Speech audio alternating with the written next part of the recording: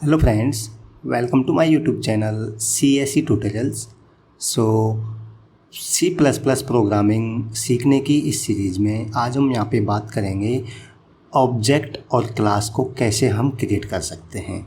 ये सब्जेक्ट 2 है जो कि हमने कंप्यूटर टीचर वैकेंसी के लिए हमने स्टार्ट किया सिलेबस। तो ये सेकंड सब्जेक्ट जो मैं पैरेलली स्टार्ट कर रहा हूँ वो है programming in C plus plus, ठीक है।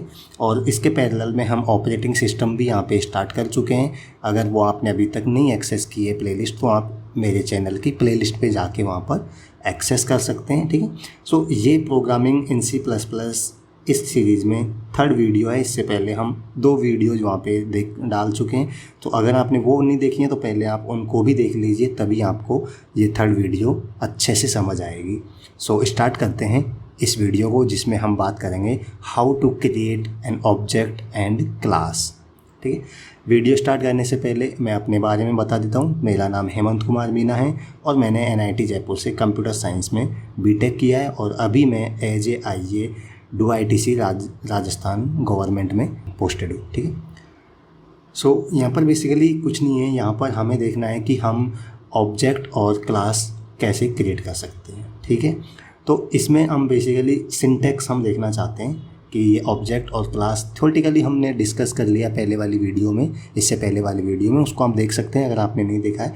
हमने डिस्कस कर लिया ऑब्जेक्ट क्या होते हैं, क्लासेस क्या होते हैं। सो अब ये टाइम है कि ऑब्जेक्ट और क्लास को कैसे क्रिएट करते हैं, इसका सिंटैक्स क्या है वो हम यहाँ पे देख लेते हैं।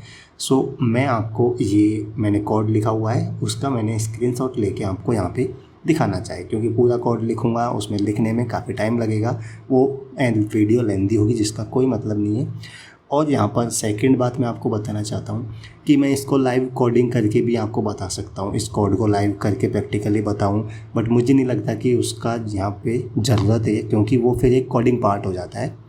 हमें कोडिंग में इतना डेप्थ में नहीं जाना है। अगर जिस किसी को कोडिंग पढ़ना है, complete C plus plus programming में कोडिंग ही करना है, हम बात कर रहे हैं राजस्थान कंप्यूटर टीचर वैकेंसी की, सो उसमें जाना है तो आपको कोडिंग में डेप्थ में नहीं घुसना है, हमें कॉन्सेप्ट समझने हैं। सो कॉन्सेप्ट मैं यहाँ पे आपको समझाते हुए चलूँगा और जहाँ पे ज़रूरत पड़ी तो मैं आपको कोड भी लिख के बताऊँगा, ठीक है। बट यहाँ पर मैं फिर से बता रहा हूँ कि हम डेप्थ में नहीं जाएंगे, कोड के डेप्थ में नहीं जाएंगे, डेप्थ में कोडिंग नहीं करेंगे। अगर आपको, हाँ नो डाउट, आपको अगर सी प्लस प्लस कोडिंग सीखनी है, लर्न करनी है अलग से, तो मैं अलग चैनल पे मैंने वहाँ पे प्लेलिस्ट स्टार्ट कर दूँगा मैं सी प्लस प्लस प्रोग्रामिंग की, वहाँ पर हम कोडिंग प्रॉपर करके देखेंगे। तो अभी यहाँ पर हम जितना रिक्वायरमेंट है, कॉन्सेप्ट है, उनको ज़्यादा फोकस करेंगे, उनको क्लियर करते हुए चलेंगे, ना कि हम कोडिंग पे ज़्यादा फोकस करें, ठीक है। इसीलिए मैंने ये यहाँ पे एक प्रोग्राम लिखा हुआ है, ठीक है। मैंने खुद से बनाया के रन करवा के देखा हुआ है, मैं सारा आप उसको समझाऊँगा। सो अब यहाँ पर मैंने स्क्रीनशॉट इसलिए लिया है क्योंकि अब यहाँ पे हमें लिखना नहीं पड़ेगा ये कोड, इसका टाइम बच जाएगा और हम अच्छा ये टाइम है उसको अच्छे से समझने में दे सकते हैं। सो ये पहला प्रोग्राम है जिसमें हम देखेंगे कि कैसे क्रिएट करते हैं क्लास और ऑब्जेक्ट, उसका सिंटैक्स क्या होता है। सिंटैक्स के बारे में हम यहाँ पे बात करेंगे, ठीक है। अब यहाँ पे सी प्लस प्लस प्रोग्रामिंग है, मैं मान के चल रहा हूँ कि आपको इससे पहले प्रोग्रामिंग की कोई नॉलेज नहीं है, ठीक है। तो अब यहाँ पे क्या होता है, सिंटैक्स फिक्स होता है। जैसे यहाँ पे ये स्टार्टिंग की 2 लाइनें ये फिक्स है, ये आपको सारे कोड में लिखना ही लिखना है, ठीक है। इंक्लूड IO स्ट्रीम, ये एक हेडर फाइल है जिसको यहाँ पे इंक्लूड करना होता है। अब बेसिकली हेडर फाइल क्या होता है, हेडर फाइल बेसिकली एक फ़ाइल होती है जिसमें कुछ फंक्शंस वगैरह, input output stream, input output functions हैं, वो यहाँ पे बने होते हैं, ठीक है। वो फंक्शंस हम आगे यूज़ करेंगे तो मैं आपको बताऊँगा। कहने का मतलब ये है कि इतना समझ सकते हैं, ये एक हेडर फाइल है जिसमें कुछ फंक्शंस डिफाइन है। अब उन फंक्शंस को हमें यूज करना है तो इसको यहाँ पे इंक्लूड करना होगा, तो हम यहाँ पे हैश इंक्लूड और उसका फाइल का नेम लिखते हैं, ठीक है। और ये यूजिंग नेम स्पेस STD, अभी के लिए आप इसको समझ लीजिए कि एक सिंपल लाइन है जिसको हम ऑलमोस्ट सारे प्रोग्राम में लिखेंगे। ये बेसिकली क्या होता है, नेम स्पेस को रिजॉल्व करने के लिए यहाँ पर हम इसका यूज लिखते हैं। इसको आगे हम समझेंगे कि इसका प्रॉपर क्यों हम इसको यूज करते हैं, ठीक है। तो अब हम बात करते हैं कि यहाँ पे क्लास को और ऑब्जेक्ट को कैसे हम यहाँ पे क्रिएट करते हैं, उसका सिंटैक्स क्या है। तो ये यहाँ पर आप देख सकते हैं, ये 2 लाइन है, ये तो आपको हर कोड में लिखनी है, ये मान के चलिए। अब ये जो यहाँ पे कोड है बाकी का, ये एक कंप्लीट क्लास है, ठीक है। अब क्लास आपको क्रिएट करनी है तो क्या करना होगा, सबसे पहले इस क्लास कीवर्ड का यूज़ करना होगा। यहाँ पे क्लास और फिर उस क्लास का नेम देना होगा। क्लास का नेम कुछ भी हो सकता है। अभी हम यहाँ पे बात कर रहे हैं स्टूडेंट क्लास की। हमने लेट से समझने के लिए स्टूडेंट क्लास बनाया है। अब मैंने आपको बताया था कि बेसिकली ऑब्जेक्ट क्या होता है। ऑब्जेक्ट क्या होता है, बेसिकली उसकी कुछ प्रॉपर्टीज़ होती हैं और उसके कुछ मेथड्स होते हैं, वही तो ऑब्जेक्ट होता है।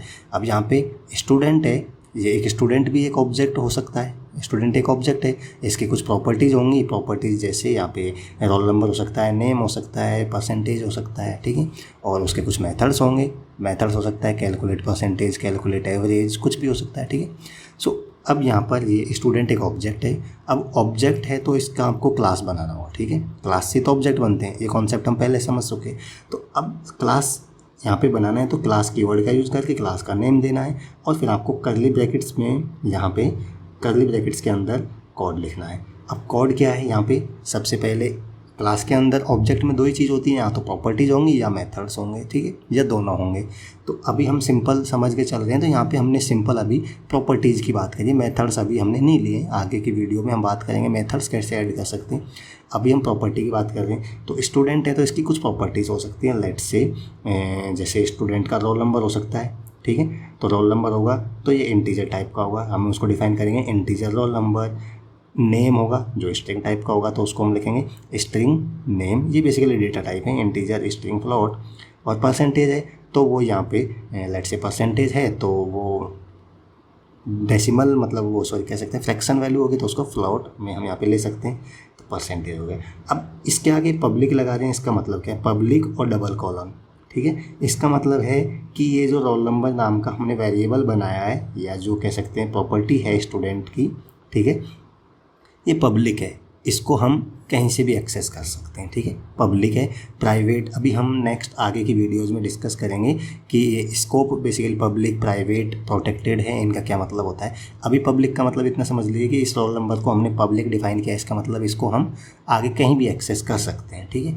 इसी तरीके से यहाँ पे स्ट्रिंग है तो इसको आपको स्ट्रिंग डिफाइन किया, इसको पब्लिक बनाना है तो पब्लिक और कॉलन करके इस तरीके से आपको लिखना होगा। इसी तरह से परसेंटेज है, मैंने सभी को अभी यहाँ पे पब्लिक लिखा हुआ है। ये पब्लिक, प्राइवेट और प्रोटेक्टेड भी हो सकते हैं, 3 टाइप के होते हैं जिनको आगे की वीडियो में हम डिस्कस करेंगे। तो ऐसे कितने भी यहाँ पे प्रॉपर्टीज़ हो सकती है, हमने अभी 3 लिए हैं, रोल नंबर, नेम, परसेंटेज। तो इसको बोलते हैं हम डेटा मेंबर्स। इनको हम या तो फील्ड बोलते हैं या फिर इनको डेटा मेंबर्स भी बोल सकते हैं, ठीक है। सो अब इनको हम इस तरीके से डिफाइन कर सकते हैं, ये इनका मतलब वही है, मैं सेम वापस ये एक तरीके से मान लीजिए कि क्लास में नहीं है। मैं इतना बताना चाहता हूँ कि इनको हम इस तरीके से भी लिख सकते हैं, ठीक है।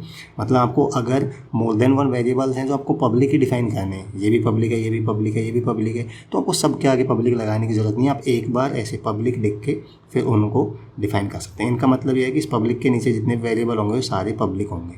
तो हम या तो ऐसे लिख सकते हैं या ऐसे लिख सकते हैं, किसी एक को ही लिखना है, आपको दोनों नहीं लिखने हैं, ठीक है, ये ध्यान रखना है। सो अब यहाँ पर फिर ये सिंपल हमने इसमें क्लास में अभी आपने देखा फंक्शंस नहीं लिए, हमने सिंपल डेटा मेंबर्स लिए, मतलब सिर्फ प्रॉपर्टीज़ लिए हमने। और इसके बाद कर्ली ब्रैकेट्स क्लोज कर देना है और यहाँ पर आपको सेमी कॉलन लगाना है, ये आपको ध्यान रखना है, ठीक है। सो अब यहाँ पर वो था क्लास बनाने का, ये क्लास हमने बना चुके हैं। तो ये सेम कोड मैंने दोबारा से आपको दिखाया है, ठीक है। ये क्लास हम यहाँ तक इतना बना चुके हैं। अब क्लास हमारी बन चुकी है, ठीक है, क्लास बन चुकी है। अब क्लास बन चुकी है तो क्लास से हमें ऑब्जेक्ट बनाना है। जैसे स्टूडेंट नाम की हमारी क्लास बन चुकी है, ठीक है। अब हमें इसको ऑब्जेक्ट बनाने हैं। हमने सीख लिया कि क्लास कैसे बनाते हैं, क्लास बनाना हमने सीख लिया है। अब हम देखेंगे ऑब्जेक्ट कैसे बनाते हैं क्लास से, ठीक है। तो यहाँ तक की कोड हमने देख लिया जिसमें हमने देखा है क्लास कैसे बनाते हैं, उसका सिंटेक्स क्या है। अब हमें बेसिकली क्या करना है, मेन फंक्शन लिखना है, इंटीजर मेन, और उसके अंदर अब हम क्या करेंगे, एक ऑब्जेक्ट बनाएंगे क्लास का। तो क्लास का ऑब्जेक्ट बेसिकली क्लास क्या है, एक तरीके से स्टूडेंट एक डेटा टाइप होगी, ठीक है। मतलब कि स्टूडेंट डेटा टाइप नाम का एक वेरिएबल बनाएंगे हम। तो सिंपल आप कैसे लिखेंगे, जैसे आपको इंटीजर नाम का अगर वेरिएबल बनाना होता तो आप कैसे लिखते हैं, लेट्स से इंटीजर =10, कुछ भी ऐसे लिखते हैं। तो अब आपको एक तरीके से क्लास है जो एक डेटा टाइप है, तो लेट्स से आपको स्टूडेंट टाइप का एक वेरिएबल बनाना है, ठीक है। तो आपको क्या करना होगा, स्टूडेंट और S1 लिख देना है, उस वेरिएबल का नाम, उस स्टूडेंट का नाम, S1 S2 कुछ भी हो सकता है, राम मोहन कुछ सोहन कुछ भी हो सकता है, ठीक है। सो मैंने उसका नाम S1 दिया है, ठीक है। तो स्टूडेंट S1 नाम का हमने एक ऑब्जेक्ट क्रिएट कर दिया, आप देख सकते हैं, creating an object of student type, ठीक। अब ऑब्जेक्ट हमने क्रिएट कर दिया है स्टूडेंट टाइप का S1 नाम का, ठीक है। अब इसकी वैल्यूज़ हमें असाइन करनी है। यहाँ तो हमने जैसे हमने देखा था कि क्लास बेसिकली क्या होता है, एक ब्लूप्रिंट होता है जो डिफाइन करता है कि इसमें क्या क्या होंगे, जैसे इसके रोल नंबर होंगे, नेम होंगे, परसेंटेज होंगे, ये डिफाइन कर दिया जो कि सारे स्टूडेंट के होंगे। बट अब पर्टिकुलर S1 स्टूडेंट की बात कर रहे हैं, तो S1 स्टूडेंट में हम यहाँ पर उसका नाम डिफाइन करना है। तो कैसे करेंगे, S1 डॉट रोल नंबर, वो इसने असाइन कर दिया हमने, let's say 101। S1 dot percentage, कुछ भी परसेंटेज डिफाइन कर दी, और नेम लिखना है तो हमें let's say S1 dot Rohit. तो इस तरीके से हम ऑब्जेक्ट क्रिएट करने के बाद उस ऑब्जेक्ट की वैल्यूज़ को असाइन कर सकते हैं, डिफाइन कर सकते हैं, ठीक है। और फिर आपको उनको प्रिंट करवाना है लेट्स से। तो प्रिंट करवाने के लिए यहाँ पे सी आउट एक फंक्शन होता है, सी आउट, और ये सिंटेक्स होता है, ठीक है। क्लोजिंग कर ले, sorry square bracket, angular brackets, ठीक है। और यहाँ पर फिर उसको प्रिंट करना है, लेट्स से S1 का नेम प्रिंट करना है, रोल नंबर प्रिंट करता है, S1 डॉट रोल नंबर और S1 डॉट नेम और S1 डॉट परसेंटेज। तो इस तरीके से आप इनको प्रिंट भी कर सकते हैं, S1 dot roll number, S1 dot name और S1 डॉट परसेंटेज।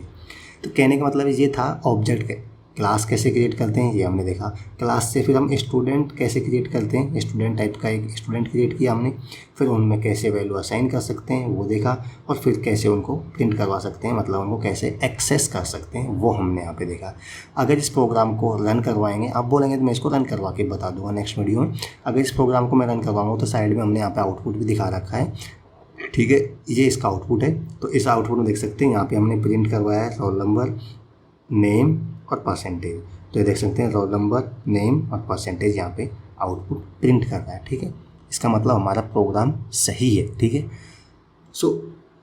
मुझे लगता है कि यहाँ पे हो सकता है आपको ये ठीक से समझ ना आए, क्योंकि जो प्रोग्रामिंग या कह सकते हैं कंप्यूटर साइंस बैकग्राउंड से नहीं है प्रॉपर, जिन्होंने इस लेवल का नहीं पढ़ा है, तो हो सकता है उनको प्रॉब्लम आ सकती है। बट आपको कोई प्रॉब्लम आती है तो मुझे कमेंट करके बताएं, मैं आपको अच्छे से समझाऊंगा। नेक्स्ट वीडियो में आपको और अच्छे से समझाने की कोशिश करूंगा अगर आपको कोई प्रॉब्लम आ रही है तो, ठीक है। तो यहाँ पे हमने देखा कैसे हम क्लास क्रिएट कर सकते हैं, क्या सिंटेक्स है, ठीक है।